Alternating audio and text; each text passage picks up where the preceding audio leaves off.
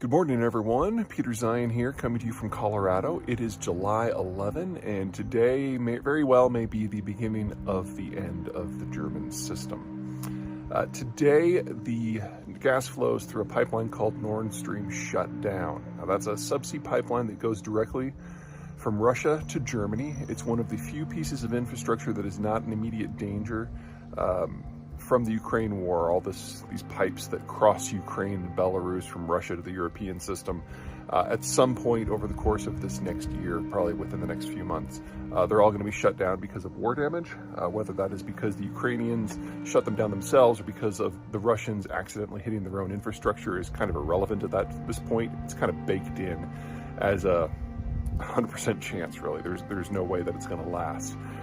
That leaves things like Nord Stream as the only remaining links.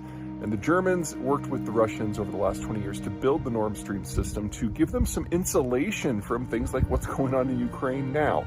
And it has not worked. It has simply made the Germans horrendously dependent. Now, there are four things that the Germans rely upon to be the economic powerhouse that they are. The first are those natural gas flows. With the shutdown of Nord Stream, which is ostensibly for maintenance, is what the Russians are saying.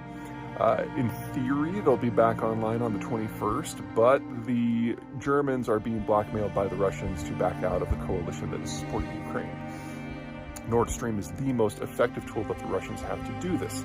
The quid pro quo is pretty straightforward. You stop providing logistical and political and military support for the Ukrainians, or we turn off the gas and never turn it back on. That would generate industry-wide shortages and shortages in heating systems, and there is absolutely no way that the Germans would be able to maintain their economic model. It is based on access to large volumes of cheap Russian energy, both in terms of for electricity and as industrial inputs to power the entire German manufacturing model. So that all by itself could kill the German system almost overnight. Well, not overnight, but within a year. But all of the other things that allow the Germans to be successful are in danger too. The Germans rely on a large, robust, highly skilled workforce. But Germany has one of the fastest aging societies in the world. Until now, that's worked for them. Because if you have a lot of people in their late 40s to early 60s, decades of experience, and none of them have kids, well, they can spend all their time working, and the state can spend all of their efforts on educating them to make them the most highly value-added workers in the world.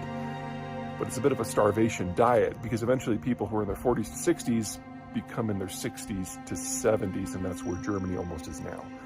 Germany will hit mass retirement this decade, and so the model was always in danger on demographic grounds. The third thing that allows the Germans to be who they are is access to Central European labor, all the way from Poland to Romania and even further east.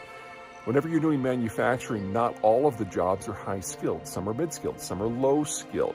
The person who's bending the metal for a fender is probably not the person who's doing the spark plugs or the transmissions.